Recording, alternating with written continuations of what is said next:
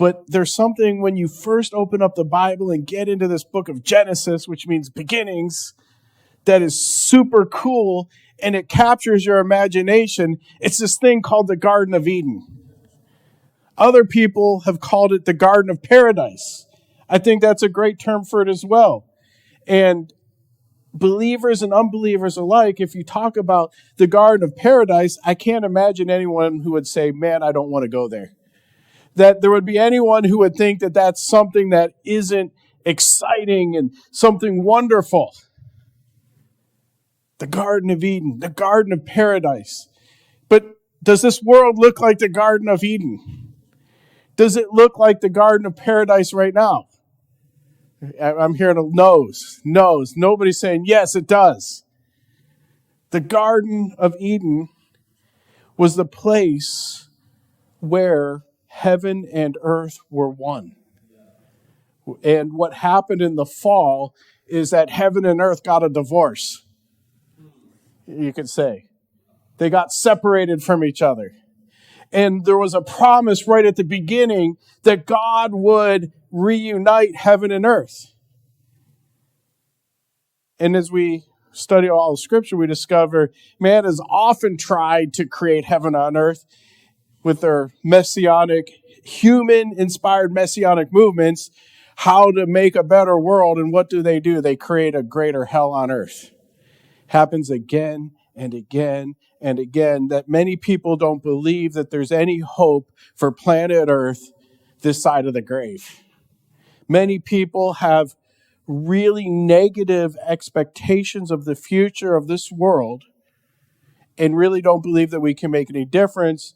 But the best hope that we have is to create a worldwide tyranny and force people to behave and quit polluting the world and quit emitting carbon emissions or whatever it is.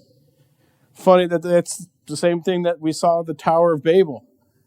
Talk to people all the time. We can't trust people to behave correctly, so we have to force them. We need a totalitarian government. I mean, I can take you through history and philosophy, and that idea is not new under the sun at all. Even when I talk to people at a grassroots level, they're like, I have to deal with people constantly, and I've lost all faith in humanity. And then you study history and you discover some of the most inhumane things that people do.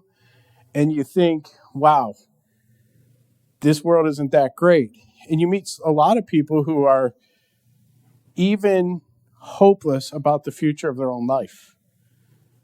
That they're not confident of the value that they possess as a human being created in the image of God, for which God sent his son to die for us. That's what was paid for us. But that's the experience of a lot of people.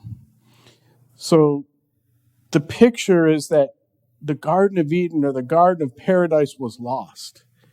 But there's a promise of how the Garden of God, the Garden of Paradise, will be restored. If somebody was to ask you, I mean, I guess it would never happen because it's not in popular ideas that are talked about in society. But if somebody was to come along to you and say, hey, I was reading in the Bible that God promised that the Garden of Eden would be restored. How is he going to do that? What would be your answer? Do you have an answer for how God intends to restore the Garden of Eden on earth? Funny, that might connect with that first question we asked when we started, but we'll get there.